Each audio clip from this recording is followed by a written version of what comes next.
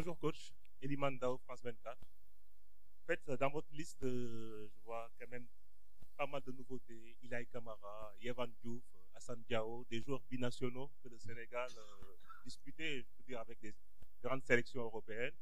Est-ce qu'en tant que sélectionneur, c'est une de vos doctrines d'aller chercher ces joueurs binationaux qui sont de plus en plus nombreux, qui peuvent rejoindre la sélection nationale? Est-ce que c'est une doctrine de votre part d'aller vraiment les chercher pour qu'ils viennent jouer avec l'équipe nationale du Sénégal? Oui, bonjour. Ouais, c'est sûr, j'ai fait une tournée enrichissante en allant voir les joueurs qui sont.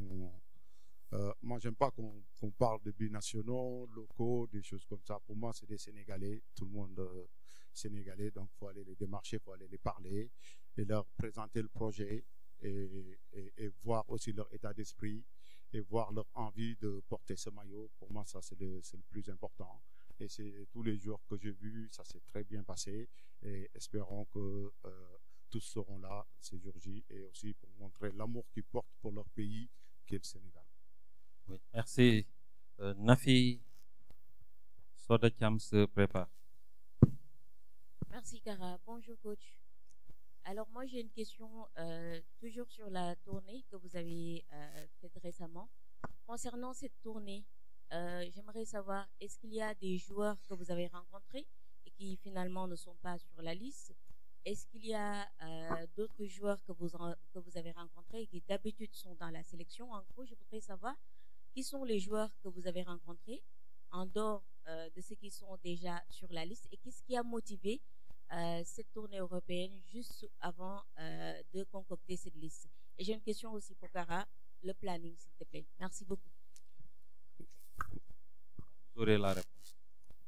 Oui, bonjour Nafi.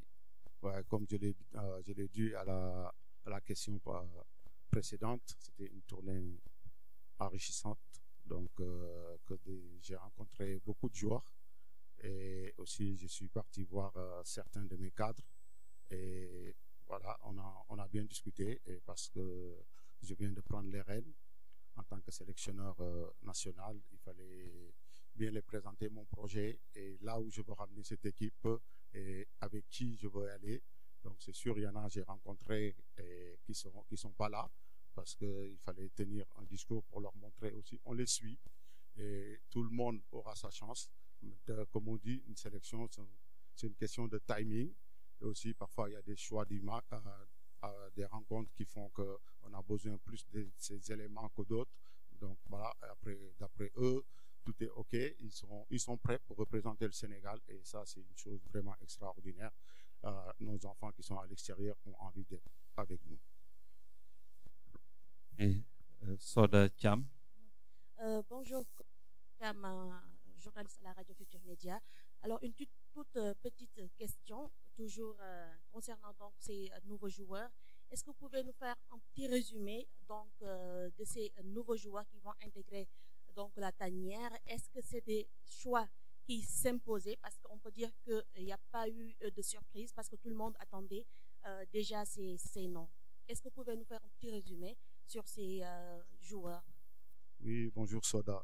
Je pense que faire résumé de tous les jours, ils sont au nombre, je pense, de 5 ou 6. Voilà, donc, si je ne me trompe pas. Et c'est des joueurs qu'on voit qui sont en train de faire des très belles performances. Je pense que en étant sénégalais, tout Sénégalais mérite s'il fait des bonnes performances. Donc il y a certains qu'on devait aller voir. Ça, c'était quelque chose d'important. Et pour voir leur état d'esprit, le groupe qui est là depuis X années, on sait l'état d'esprit qu'il y a dans ce groupe, on sait la mentalité qui est dans ce groupe.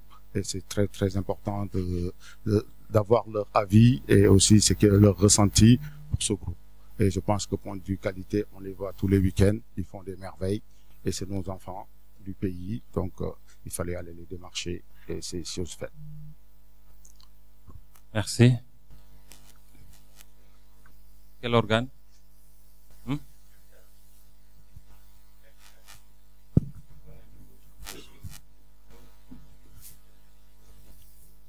Bonjour coach. Bonjour. Déjà, félicitations et bonne continuation pour la suite. Alors ma question concerne un cas qui a fait beaucoup parler ces derniers temps. On a évoqué notamment un possible retour de Sabali.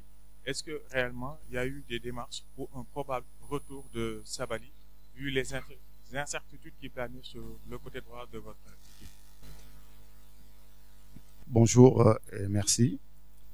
Pour le cas Sabali, bon, je l'ai parlé, mais on n'a pas parlé pour un retour parce que c'est mon petit frère. Donc voilà, et aussi je le souhaite de retrouver tous ses moyens physiques qui lui l'éloignent souvent du terrain. Il travaille dessus. En ce moment, il revient bien. Et c'est quelqu'un que je vois qu'il y a une demande sociale pour son retour.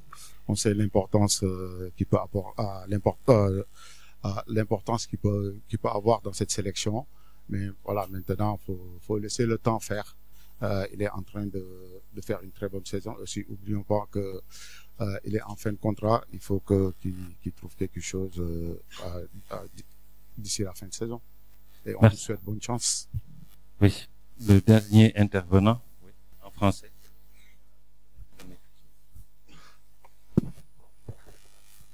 Bonjour coach, c'est là, à Javité.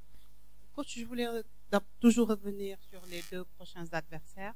On a vu que vous avez terminé de très belle manière les phases qualificatives à la CAN.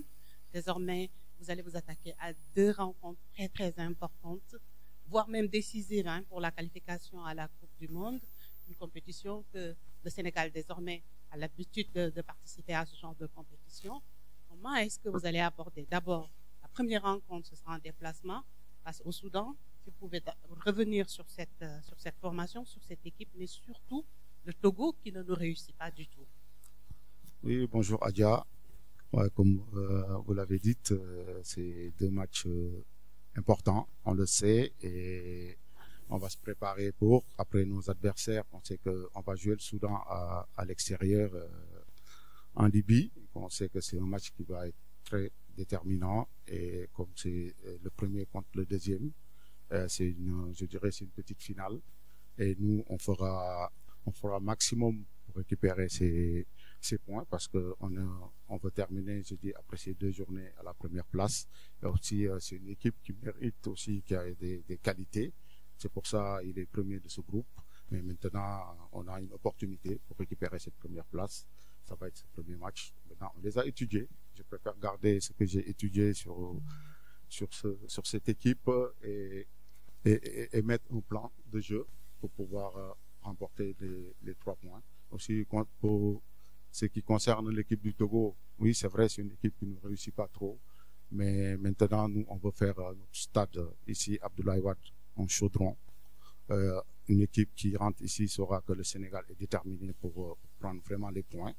Et ça, c'est très important. Après, c'est une équipe qui a beaucoup d'expérience, qui nous fatigue souvent. Mais maintenant, on va se bien préparer et pour avoir le maximum de points lors de ces deux rencontres. Merci, coach. Nous allons faire le Wolof à présent. Lu ñu jeexalee pàcc bu njëkk bi. Non, écoutez, benn laaj léegi lu